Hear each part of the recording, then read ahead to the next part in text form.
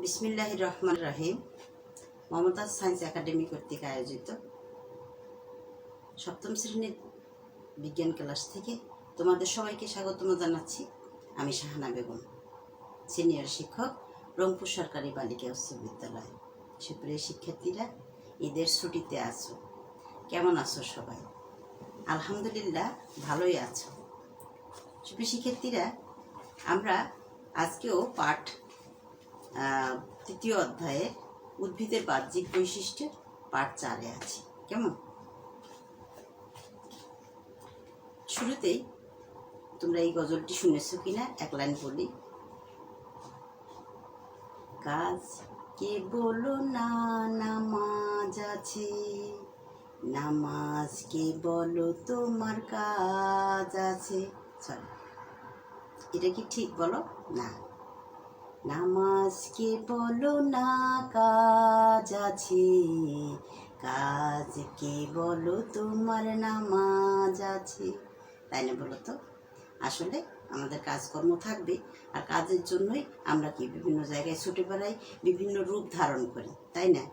তো আমাদের যে উদ্ভিদের বাহ্যিক বৈশিষ্ট্য আছে, সেই বাহ্যিক বৈশিষ্ট্যের আজকের যে পার্ট আর্ট, এই পার্ট আর্টের কিছু অংশ বিশেষ রয়েছে, এবং সেই সাথে আমরা অনুশীলনী যে সৃজনশীল প্রশ্নগুলো রয়েছে সেগুলো নিয়ে কথা বলবো। কেমন? তাহলে শুরু করি।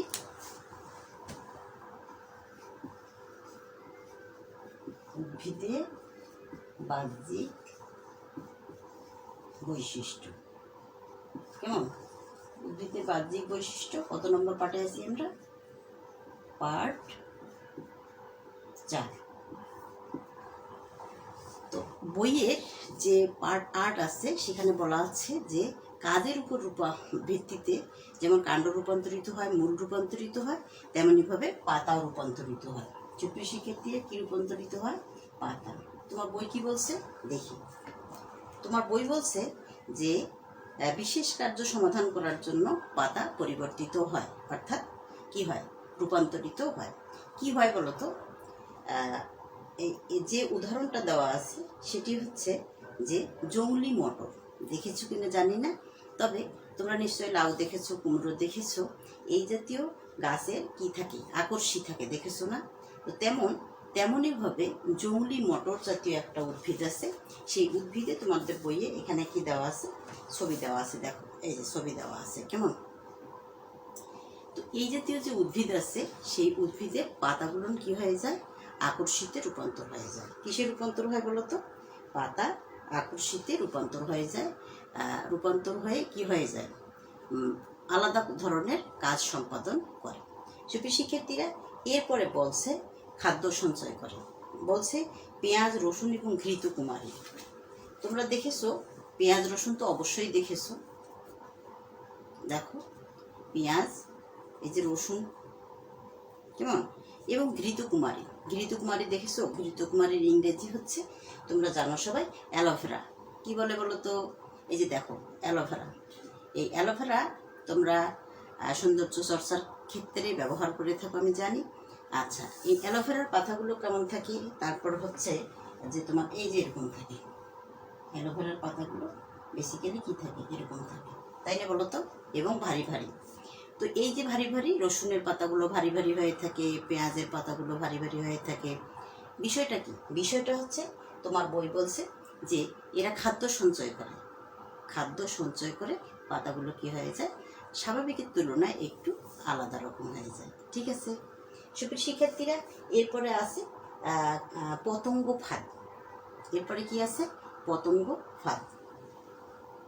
পতঙ্গ ফাঁদ যে উদ্ভিদটি রয়েছে, পতঙ্গ ফাঁদ। পতঙ্গ ফাঁদের জন্য যে উদ্ভিদটি রয়েছে সেটি কলসি উদ্ভিদ নামে পরিচিত। কি উদ্ভিদ বলো তো? কলসি উদ্ভিদ। এরকম পাতা রূপান্তরিত হয়ে কলস আকৃতির হবে, এবং কি এরকম একটা কিসের তৈরি হবে বলো তো? ফাঁদের সৃষ্টি করবে। কি সৃষ্টি করবে বলো তো? ফাঁদ সৃষ্টি করবে। এই যে তোমাদের বইয়ে এই ছবিটি দেওয়া আছে, সেটি হচ্ছে এই কলস উদ্ভিদের, অর্থাৎ এটির পাতাগুলো রূপান্তরিত হয়ে ফাঁদ সৃষ্টি করে। এখানে কোনো ধরনের পোকামাকড় পড়লে সেগুলো কি হয়ে যায়? ওখানে মারা পড়ে। হ্যাঁ, আচ্ছা, সেজন্য এটাকে ফাঁদ হিসেবে চিহ্নিত করা হয়েছে। সুপ্রিয় শিক্ষার্থীরা, এরপরে বলছে প্রজনন। কোনো কোনো উদ্ভিদের পাতার কিনারা থেকে কুড়ি গজায় এবং ধীরে ধীরে, তোমরা সবাই কি দেখেছো বলো তো? পাথরকুচি গাছের পাতা দেখেছো, তাই না বলো তো?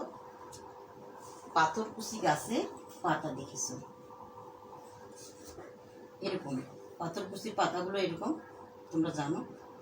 এখানে দেখবে যে এরকম করে কয়েকদিন যদি তুমি ফেলে রাখো, দেখবে যে পাথরকুচি গাছ থেকে এরকম পুরাতন পাতা ফেলে রাখলে সেখান থেকে নতুন কি হবে? গাছের সৃষ্টি হবে। এরকম হয়তো তুমি দেখেছো, যদি না দেখে থাকো তাহলে অবশ্যই পুরাতন পাথরকুচি পাতা তুমি নিয়ে এসে ফেলে রাখো, যে কোনো জায়গায় ফেলে রাখো মাটিতে, দেখবে যে সেখান থেকে নতুন চারা গাছ হচ্ছে। কেমন? তাহলে হচ্ছে এখানে প্রজননের কাজেও পাতা ব্যবহার হয়। সুপ্রিয় শিক্ষার্থীরা, এরপর কি বলছে যে কণ্ঠপত্র। কোনো কোনো গাছের পাতা, যেমন বই বলছে লেবু গাছের পাতা। কি গাছের পাতা? লেবু গাছ।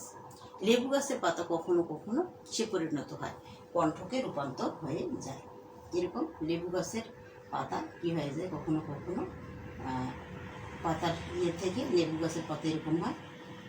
আচ্ছা, এরকম কিন্তু তুমি তো দেখেছো, লেবু গাছ অবশ্যই দেখেছো এবং এর কাটাও দেখেছো নিশ্চয়। তাহলে পাতা কখনো কখনো বলছে যে পাতা কখনো কাটায় রূপান্তর হতে পারে, যেমন লেবু। এরপরে একটা কথা বলছে, সেটা হচ্ছে স্বল্পপত্র। কি বলছে বলো তো? কখনো ভূনিম্নস্থ কাণ্ডের পাতা পাতলা আঁশের মতো আকার ধারণ করে। ভূনিম্নস্থ কাণ্ড কি তোমরা জানো? যে এই যে মানে তোমার পেঁয়াজ, তারপরে হচ্ছে যে তোমার রসুন, এগুলো হচ্ছে ভূনিম্নস্থ রূপান্তরিত কাণ্ড, তাই না? এগুলোর পাতা কখনো কখনো কি হয়, যেমন আদা, হলুদ, আলু, এগুলো হচ্ছে কি হয়? পাতলা আঁশের মতো আকার ধারণ করে। আবার কেউ কেউ কি করে? খাদ্য সঞ্চয় করে রসালো স্বল্পপত্রে রূপান্তর হয়। রসালো স্বল্পপত্রে খাদ্য সঞ্চয় করে রূপান্তর হয়। আমি তোমাদেরকে দেখানোর চেষ্টা করতেছি।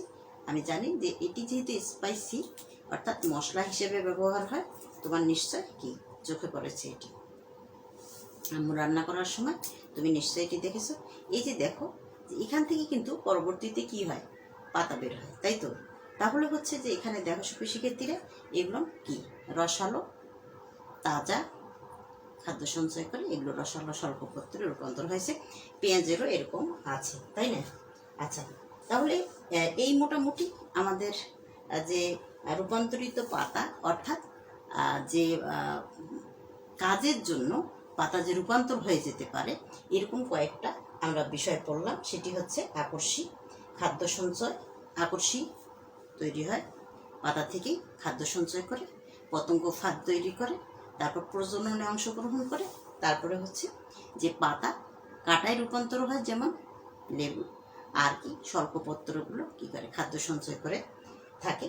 তারপর এরা কাক্ষিক মুকুলকে রক্ষা করে, যেমন পেঁয়াজের রসালো স্বল্পপত্র। আমি তোমাদের রসুনের স্বল্পপত্র দেখিয়েছি, পেঁয়াজের স্বল্পপত্র তোমরা অবশ্যই দেখে থাকবে, তাই না? আচ্ছা, এই হচ্ছে মোটামুটি আমরা উদ্ভিদের বাহ্যিক বৈশিষ্ট্য নিয়ে যে ম্যানুয়াল পড়াশোনা, সেটা শেষ করলাম। এখানে আর একটু বিষয় আছে বাবা, সেটি হচ্ছে যে তোমরা 30 পৃষ্ঠা বের করো। 30 পৃষ্ঠা বের করে দেখো যে এখানে দুইটি কি দেওয়া আছে? সৃজনশীল প্রশ্ন দেওয়া আছে।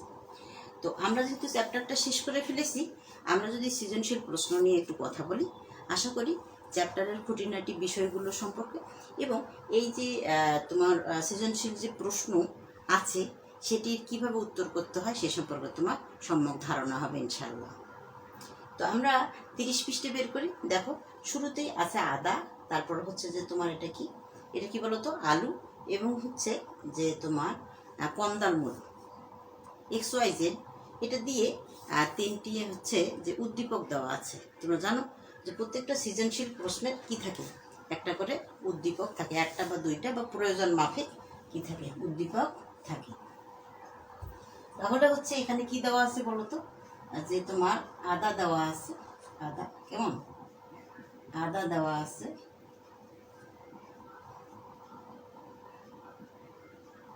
আচ্ছা। তারপরে হচ্ছে এটি হচ্ছে যে এ, বি হচ্ছে যে একটা আলু দেওয়া আছে, কেমন?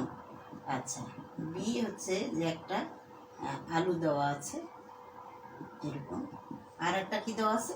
কন্দাল মূল দেওয়া আছে, অনিয়মিত আকৃতির একটা কন্দাল মূল দেওয়া আছে বি সি, তাই না? না সরি, বই বলছে X Y Z, X Y জেডই আমরা বলি। আচ্ছা, তাহলে হচ্ছে যে তোমার এক্স ওয়াই এবং জেড। তো সুপ্রিয় শিক্ষার্থীরা, এখানে কি বলছে? প্রথমে বলছে যে জ্ঞানমূলক যে প্রশ্ন আছে, প্রথম প্রশ্নটা হচ্ছে বুলবিল কি। আমরা কিন্তু পড়াটা পড়েছিলাম, মনে আছে কি যে বুলবিল কি? বুলবিল হচ্ছে কি বলতো, কি বলতো, মনে নাই? আচ্ছা, বুলবিল হচ্ছে যে এক ধরনের কি কাণ্ড, যেটা কি পাতায় রূপান্তর হয়ে এখানে বলছে, ওটাকে বলা হচ্ছে যে কোনো উদ্ভিদের কাক্ষিক মুকুল, উদ্ভিদের পক্ষে যে কাক্ষিক মুকুল থাকে, সেই মুকুল কি হয় তোমার শাখায় রূপান্তর না হয়ে প্রচুর খাদ্য সঞ্চয় করে। কাক্ষিক মুকুল, এরকম কাক্ষিক মুকুল তোমার খাদ্য সঞ্চয় করে কি হয়ে যায়, একটি গোল পিণ্ডের মতো সৃষ্টি হয়। এটিকে বলা হচ্ছে যে তোমার বুলবিল। তোমার বই বলছে যে কোনো কোনো উদ্ভিদের কাক্ষিক মুকুল শাখায় পরিণত না হয়ে কি প্রচুর খাদ্য সঞ্চয় করে একটি পিণ্ডের মতো আকৃতি ধারণ করে, এটাকে বলা হচ্ছে বুলবিল।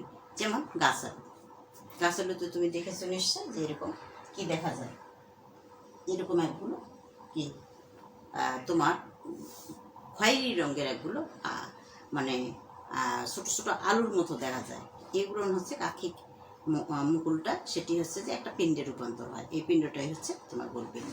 এরপরে হচ্ছে যে তোমার বেশি কথা লিখতে হবে না, তুমি এটা লিখলেই হবে। নেক্সট হচ্ছে যে পাতরকুচি পাতার মাধ্যমে কিভাবে প্রজনন ঘটে। ছোট শিক্ষার্থীরা, আমরা এইমাত্র পড়লাম যে পাতরকুচি গাছের যে পাতা, সেই পাতা থেকে প্রজনন হয়। কিভাবে প্রজনন হয়? যে পাতা রূপান্তরিত হয়ে কি করে, যে আকর্ষী হতে পারে, খাদ্য সঞ্চয় করতে পারে, তারপর হচ্ছে যে তোমার পতঙ্গ ফাঁদ তৈরি করতে পারে, এভাবে বিভিন্ন ধরনের কাজের জন্য পাতা রূপান্তর হয়। কিন্তু কখনো কখনো এই পাতায় কি করে প্রজননে অংশগ্রহণ করে, অর্থাৎ জনন কাজে অংশ নেয়। জনন কাজে অংশ নেয়, সেটা হচ্ছে উদাহরণ হচ্ছে পাথরকুচি। পাথরকুচির পাতাকে যদি আমরা কিছুদিন ফেলে রাখি, বিশেষ করে বয়স্ক পাতা, তাহলে দেখা যাবে যে সেখান থেকে নতুন চারাগাছ তৈরি হচ্ছে। এই চারাগাছ তৈরির প্রক্রিয়া হচ্ছে বংশবৃদ্ধি। সো বলা হচ্ছে যে পাথরকুচি পাতার মাধ্যমে কিভাবে প্রজনন ঘটে, আমরা বললাম সেটা যে পাথরকুচি পাতা প্রজননে অংশগ্রহণ করে এবং সেখান থেকে কি হয়, নতুন চারাগাছ তৈরি হয়। এভাবে পাতা রূপান্তরের মাধ্যমে প্রজনন কার্য সম্পাদন করে। চিত্রে এক্স এর ব্যবহারিক দিক ব্যাখ্যা করো। এক্স বলতে হচ্ছে যে তোমার আদা, এক্স বলতে হচ্ছে আদা। তোমার আদাটা হচ্ছে কি কি জাতীয় উদ্ভিদ? তুমি প্রথমে লিখবে যে এক্স, চিত্রের এক্স হচ্ছে কি রাইজোম জাতীয় উদ্ভিদ। চিত্রের এক্স হচ্ছে কি রাইজোম। চিত্রের এক্স হচ্ছে একটি ঘনীভূত রূপান্তরিত কাণ্ড, এটি হচ্ছে রাইজোম। এর বহুবিধ ব্যবহারিক দিক রয়েছে। সেটি হচ্ছে তুমি জানো যে আদা সাধারণত কি মশলা হিসেবে ব্যবহৃত হয়, বহুল ব্যবহৃত হয় মশলা হিসেবে। বিভিন্ন তরিতরকারি যে আছে, সেই তরিতরকারির স্বাদ বৃদ্ধি করতে আদা ব্যবহৃত হয়। তারপর হচ্ছে যে আমরা শ্বাসকষ্ট, হাঁচি কাশি, সর্দি এরকম হলে আমরা হচ্ছে যে আদা চা খেয়ে থাকি, সেখানে ব্যবহার হয়। তারপর হচ্ছে যে আদার রস বিভিন্ন ধরনের রোগের উপশমে কাজ করে। তারপর আর কি হচ্ছে বলতো, যে জিঞ্জার তৈরি করে। এভাবে আদার বিভিন্ন কি আছে ব্যবহারিক দিক আছে। আদা একটা একটা দামি মশলা, এটা বিক্রি করে কি হয় প্রচুর অর্থ ইনকাম করা যায়। এভাবে তুমি ব্যবহারিক দিকটা অবশ্যই কি করবে, তুলে ধরবে। আচ্ছা, এরপরে কি বলছে বলো তো? এরপরে যে প্রশ্নটা আছে সেটি হচ্ছে ওয়াই এবং জেডের বৈশিষ্ট্যের তুলনামূলক আলোচনা করো। ওয়াই কি? ওয়াইটা বলো, ওয়াই কি বলো তো? এখানে দেখো, ওয়াই হচ্ছে গোলালু। গোলালুটে কি বলো তো? টিউবার। আর এটা কি? এটি হচ্ছে কন্দার মূল, অনিয়মিত আকৃতির মূল, এটি হচ্ছে কন্দার মূল, সন্ধ্যামালতির মূল। তাহলে শুরুতেই তোমার যে কাজটা থাকবে সেটি হচ্ছে এটি কি জিনিস, অর্থাৎ তুমি এই জিনিসটাকে চিনতে পারছো কিনা, ট্রেস করতে পারছো কিনা, সেটা হচ্ছে প্রধান কাজ, সেটি হচ্ছে জ্ঞান। কেমন? তাহলে হচ্ছে এটি এবং এটি কি জিনিস, কি কাজে ব্যবহার হয়, এর তুলনামূলক বৈশিষ্ট্য কি, এর বৈশিষ্ট্যগুলো কি কি, সেটা তুমি পর্যায়ক্রমে লিখবে। টিউবারের বৈশিষ্ট্যগুলো কি কি তুমি ওটা লিখবে। এরপরে হচ্ছে যে এই যে কন্দার মূল, এটি হচ্ছে অনিয়মিত আকৃতির, সন্ধ্যামালতির মূল কী কাজে ব্যবহার হয় আর কি কি বৈশিষ্ট্য আছে সেই বৈশিষ্ট্যগুলো তুমি পর্যায়ক্রমে লিখবে। তাহলে তুমি ওয়াই লিখে ওয়াইয়ের নাম লিখবে, তারপর হচ্ছে যে এটার বৈশিষ্ট্যগুলো আলাদা করে লিখবে, তারপর হচ্ছে যে জেড যে আছে, জেডটা কী জিনিস তুমি কি বুঝতে পারছো এবং এর বিশেষ বিশেষ বৈশিষ্ট্যগুলো কি, এটার একটা তুলনামূলক আলোচনা করবে। এবং অবশ্যই তুলনামূলক আলোচনায় এটা সিদ্ধান্তে উপনীত হবে যে দুটি কিন্তু এক জিনিস নয়, দুটি হচ্ছে আলাদা জিনিস। অর্থাৎ একটি হচ্ছে নিম্নস্থ রূপান্তরিত কাণ্ড আর একটি হচ্ছে কিন্তু প্রধান মূল। কেমন? তো সেক্ষেত্রে চলো আমরা পরের প্রশ্নে যাই। পরের প্রশ্নে দেওয়া আছে কি যে তোমার উদ্দীপকটা দেখো, এখানে আছে এম, একটা ম্যানগ্রোভ অর্থাৎ সুন্দরী গরান গেওয়া বা ম্যানগ্রোভ শ্বাসমূলের একটা ছবি দেওয়া আছে। খেয়াল করে দেখো যে ম্যানগ্রোভ বনে যে ধরনের গাছপালাগুলো পাওয়া যায় যাতে শ্বাসমূল থাকে, এরকম একটা চিত্র দেওয়া আছে এখানে।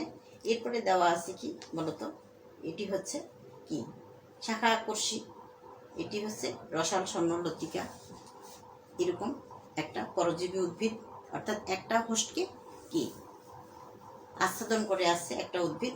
এই যে এখানে আর একটা দেওয়া আছে যে একটি গাছের উপরে কি আশ্রয় গ্রহণকারী আর একটা উদ্ভিদের ছবি দেওয়া আছে। কেমন? তাহলে হচ্ছে যে এখানে তোমার এখানে যে প্রথম ইয়েটা দেওয়া আছে, প্রথম প্রশ্নটা অর্থাৎ জ্ঞানমূলক প্রশ্ন দেওয়া আছে অফসেট কি। সুপ্রিয় শিক্ষার্থী বন্ধু, তোমাদের কি মনে আছে যে আসলে অফসেটটা কি? অফসেট কি উদাহরণ হচ্ছে যে এটি হচ্ছে পানা, টোপা পানা, কচুরি পানা, এগুলো হচ্ছে পর্বমধ্য ছোট এবং মোটা হওয়ার কারণে খর্বাকৃতির দেখায়, এদেরকে অফসেট বলে। তোমার বই বলছে যে অফসেট হচ্ছে এক ধরনের অর্ধবায়বীয় রূপান্তরিত কাণ্ড।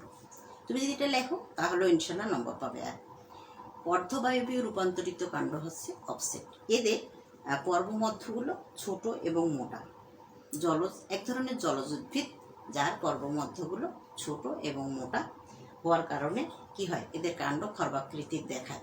যেমন টোপাপানা, কচুরিপানা, এদেরকে বলা হচ্ছে কি অফসেট।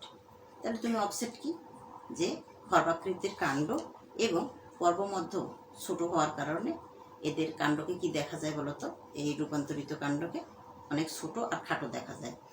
এই পানা জাতীয় এই উদ্ভিদকে বলা হচ্ছে অফসেট। পানা জাতীয় এই পর্বমধ্য ছোট এবং খর্বাকৃতির হওয়ার কারণে এদের কাণ্ডকে ছোট দেখা যায়। তাহলে এই জাতীয় পানা জাতীয় উদ্ভিদকে আমরা বলবো অফসেট। আচ্ছা, যেমন টোপাপানা এবং কচুরিপানা অফসেট। অফসেট প্রশ্নের পরে আসতেছে যে তোমার কলসি উদ্ভিদকে পতঙ্গফাদ বলা হয় কেন? আজকের আলোচনায় ছিল যে কলসি উদ্ভিদ হচ্ছে রূপান্তরিত কি পাতা। আমরা শুরুতেই বলছিলাম কি বলতো, নামাজ কি বলো না কাজ আছে, কাজ কি বলো তোমার নামাজ আছে। অর্থাৎ প্রত্যেকটা উদ্ভিদের, প্রত্যেকটা কাণ্ডের, প্রত্যেকটা অংশের আসলে আলাদা আলাদা ধরনের একগুলো কাজ কি করে দিয়েছেন মহান রাব্বুল আলামিন নিয়োজিত করে দিয়েছেন, এবং ওটার একটা নির্দিষ্ট কি আছে কাজ আছে, তাই তো বলো তো। তো এই যে পাতা কলস উদ্ভিদ যে আছে, অন্যান্য উদ্ভিদের মতো এটি নয়, এটি হচ্ছে কি আলাদা এক ধরনের, এবং সেটি পাতার রূপান্তর। পাতা তার স্পেশাল কাজ সম্পাদনের জন্য এই কলস উদ্ভিদ কি হয়ে গেছে, রূপান্তরিত হয়ে একটি ফাঁদের আকৃতি ধারণ করছে। ইচ্ছেগুলো তুমি উদ্ভিদের এই ফাঁদটা ছবি এঁকে দেখাতেও পারো। তাহলে ফাঁদের আকৃতি ধারণ করেছে, তারপরে বলছে যে ধারণ করেছে, এবং সেখানে যখন যে কোনো ধরনের পতঙ্গ ওখানে পতিত হয় তখন আর সেটা কি করতে পারে না, ব্যাক করতে পারে না, ওটা ওখানে মারা পড়ে যায়। কেমন? তো এটি একটা কি হয়ে গেছে, পাতা রূপান্তরিত হয়ে একটা পতঙ্গ ফাঁদের আকৃতি ধারণ করেছে। সেই জন্য এই রূপান্তরিত এই পাতাকে আমরা কি বলি, পতঙ্গ ফাঁদ বলি, যেমন কলস উদ্ভিদ। কেমন? সংক্ষেপে তুমি এটার হালকা একটা ব্যাখ্যা, সংক্ষিপ্ত একটা ব্যাখ্যা দিয়ে দেবে। আচ্ছা, এরপরে বলছে যে প্রথম চিত্রে এম চিহ্নিত অংশের প্রয়োজনীয়তা ব্যাখ্যা করো। সুপ্রিয় শিক্ষার্থীরা এখানে দেখো যে বই কি বলছে, বই বলছে যে এম চিহ্নিত অংশ, কোনটা এম চিহ্নিত অংশ সেটা তুমি দেখো। এই যে এরকম করে একটা উদ্ভিদ দেওয়া আছে, এরকম দেওয়া আছে, দেখো এরকম। কেমন? অর্থাৎ যে শ্বাসমূলগুলো দেওয়া আছে, নিউম্যাটোফোর বা শ্বাসমূল, যে শ্বাসমূলগুলো দেওয়া আছে এই শ্বাসমূলের প্রয়োজনীয়তা ব্যাখ্যা করতে বলছে। তো তোমাকে কি করতে হবে, তোমাকে শুরুতেই বলতে হবে যে এগুলো হচ্ছে কি, এটা কোন ধরনের উদ্ভিদ, কোথায় পাওয়া যায়। এটি হচ্ছে ম্যানগ্রোভ উদ্ভিদ, সুন্দরবনে পাওয়া যায়। সুন্দরবনের লবণাক্ত জায়গায় বা মাটিতে কি থাকে, যে উদ্ভিদগুলো জন্মগ্রহণ করে সেগুলো সব ধরনের উদ্ভিদে, ম্যাক্সিমাম উদ্ভিদে হচ্ছে যেমন সুন্দরী, গরান, গেওয়া, এই জাতীয় উদ্ভিদগুলোর কি থাকে, শ্বাসমূল থাকে। অর্থাৎ এই শ্বাসমূলের সাহায্যে, শ্বাসমূল কথাটার থেকে তুমি বুঝতে পারছো যে এর আসলে কাজ কি। বাতাস প্রবেশ করে, জলীয় বাষ্প প্রবেশ করে এবং অভ্যন্তরীণ যে উদ্ভিদের বিভিন্ন জৈবিক কার্যক্রমগুলো না আছে, তুমি জানো যে জলীয় বাষ্পের কত প্রয়োজন। তারপর হচ্ছে যে সেটি আরও উদ্ভিদের যে বিভিন্ন ধরনের শারীরবৃত্তীয় কার্যক্রমগুলো আছে সেগুলোর সাথে কি থাকে, সরাসরি রিলেট থাকে। তুমি কি করবে, উপযুক্ত ব্যাখ্যা দেবে এবং বুঝিয়ে দেবে, কেমন। তাহলে হচ্ছে যে এভাবেই তুমি একের যে কোয়া দেওয়া আছে, যে প্রথম চিত্রে এম চিহ্নিত অংশের প্রয়োজনীয়তা তুমি বুঝিয়ে বলবে যে এটি কেন প্রয়োজন। আমাদের দেশের যে আমরা যারা উত্তর অঞ্চলের লোক, এখানে কিন্তু আম গাছ, কাঁঠাল গাছ, হ্যাঁ, বা অন্যান্য গাছে এই ধরনের শ্বাসমূলের প্রয়োজন নেই, বা শ্বাসমূল নেই বলা চলে। কেন নেই সেটারও দরকার আছে অবশ্য। আর সেখানে কেন থাকলো সেই প্রয়োজনীয়তাটা আমি সুন্দর করে 2-4-5 লাইনে বুঝিয়ে লিখবে। আর হচ্ছে যে ওই উদ্ভিদটা কোথায় পাওয়া যায়, ওখানকার অঞ্চল এবং ওখানে যে তোমার এম চিহ্নিত বলা আছে ওটা কি সেটা তুমি ট্রেস করবে। ট্রেস না করলে বা ভুলভাবে ট্রেস করলে, ধরো তুমি ওটা বলতে পারলে না, ওটা যে শ্বাসমূল সেটা তুমি বলতে পারলে না, তাহলে তোমার কিন্তু নাম্বার অনেক কমে যাবে বা কাটা যাবে। এরপরে বলছে যে আর এবং এন উদ্ভিদ দুইটির তুলনামূলক আলোচনা করো। আচ্ছা, এখানে দেখো শুধু শিক্ষার্থীরা, এইখানে যে তোমার আর উদ্ভিদটি দেওয়া আছে এটি হচ্ছে কি, পরজীবী উদ্ভিদ। এটি হচ্ছে পরজীবী উদ্ভিদ। ধরো স্বর্ণলতিকা, কেমন, স্বর্ণলতিকা সেটা কি কোনো একটা গাছের উপরে আশ্রয় করে খাদ্য গ্রহণ করে বেঁচে থাকে, কেমন। আর একটা এটা উদ্ভিদ হচ্ছে কি, এটি কি বলতো, এটিও হচ্ছে এক ধরনের উদ্ভিদ, যেটি হচ্ছে পরাশ্রয়ী উদ্ভিদ, পর আশ্রয়ী উদ্ভিদ। তার প্রথম কাজ হচ্ছে যে তোমার যে এদেরকে চিহ্নিত করা। প্রথম কাজ হচ্ছে যে এই যে আর কি, একে মনে করো যে চিহ্নিত করা, এটা হচ্ছে তোমার প্রথম কাজ। তারপরে হচ্ছে যে এখানে বলা আছে এনটা কি, এটি হচ্ছে যে তোমার প্রথম চিহ্নিত করা কাজ। অর্থাৎ তুমি যদি এখানে চিহ্নিত করতে ভুল করো, মনে করো যে আমি শাহানা বেগম, তুমি আমাকে চিনতে পারলে না, তুমি আমাকে XYZ অন্য কোনো নামে ডাকলে, আমি তো সাড়া দেব না বাবা। তো সেই জন্য আমার নাম আমাকেই বলতে হবে, আমি কে, আমাকে ভালোভাবে চিনতে হবে, কেমন। তো তাহলে বিষয়টা হচ্ছে যে এখানে যে আর বলা আছে, উদ্দীপকের যে আর আছে, দেখো উদ্দীপকের আরটাকে এন করা যাবে না বা এনটাকে আর করা যাবে না, এটাকে তোমাকে ভালোভাবে ট্রেস করতে হবে এবং নাম বলতে হবে যে আর চিহ্নিত যে উদ্দীপক উদ্ভিদটি দেখা যাচ্ছে সেটি কি জিনিস। পরজীবী উদ্ভিদ তুমি যদি বলো তাহলে তুমি এক পেয়ে যাচ্ছ, কেমন। তারপরে কি বলছে যে এখানে এন হচ্ছে, সেখানেও ওখানে যে উদ্ভিদটা আছে বা ওখানকার অবস্থাটা কি বা আসলে বিষয়টা কি তুমি চিনতে পেরেছো, তাহলে তুমি সেখানে এক পেয়ে যাচ্ছ। এবং তারপরে কি বলছে, তোমার বই বলছে যে দুইটির তুলনামূলক আলোচনা করো। দুইটি যে এক জিনিস নয় সেটা তো তুমি বুঝতেই পারছো। পরজীবী উদ্ভিদ যেগুলো, সেগুলোর বৈশিষ্ট্য বা ক্যারেক্টারিস্টিক্স এগুলো আলাদা হবে এবং পরাশ্রয়ী যে উদ্ভিদ আছে সেগুলোর ক্যারেক্টারিস্টিক্স আলাদা হবে। একটু কথা বলি, এখানে দেখো তুমি বইয়ের সাহায্য নিতে পারো, এখন তো সময় আছে তোমার প্রস্তুতি নেওয়ার। সেটি হচ্ছে এই যে দেখো রসাল স্বর্ণলতিকা, যে এই যে উদ্ভিদটা আছে এই উদ্ভিদটার ভিতরে কি এই যে পরজীবী মূল এটার সাথে অ্যাটাচমেন্ট হয়ে আছে। আর এটা দেখো এখানে বলছে এই মূল বাতাস থেকে জলীয় বাষ্প গ্রহণ করে, এদের বায়বীয় মূলও বলা হচ্ছে। এরা এখানে আশ্রয় করে বেঁচে থাকে। আর আশ্রয়দাতা কি হচ্ছে অন্য কোনো গাছ, হোস্ট। আর এখানে কি বলছে দেখো, যে পরজীবী উদ্ভিদে ক্লোরোফিল থাকে না, তাই তারা আশ্রয়দাতা উদ্ভিদের দেহে ভিতরে মূল প্রবেশ করিয়ে খাদ্য শোষণ করে। যেখানে দেওয়া আছে, তুমি যখন প্রশ্নের উত্তরটা লিখবে তখন এই প্রাসঙ্গিক যে অংশগুলো আছে সেই প্রাসঙ্গিক অংশগুলো কি চিত্র দিতে পারবে। ঠিক আছে, মনে করো যে তুমি এভাবে রাসনা আঁকলে কেমন, তুমি রাসনার মূল টুলগুলো এভাবে তুমি দিতে পারো। দেখ, ভালো কথা, এটা দিয়ে দিলে এরপরে আছে কি যে পরজীবী যে উদ্ভিদ দেওয়া আছে, তুমি পরজীবী উদ্ভিদে এখানে দেখো এরকম করে এই যে রসল স্বর্ণলতিকে চলে গেছে, এরা কি করেছে এর ভিতরে ভিতরে মূল ঢুকিয়ে কে, অর্থাৎ সে নিজে তো খাদ্য তৈরি করতে পারে না, সেই জন্য সে কী করে ওই যে উদ্ভিদ হোস্ট, সেই হোস্ট উদ্ভিদের সাথে অ্যাটাচড হয়ে সে কী করে তার তৈরিকৃত খাদ্যে ভাগ বসে। তো সুপ্রিয় শিক্ষার্থীরা, আজকে কথায় কথায় অনেকটা সময় পার হয়ে গেছে।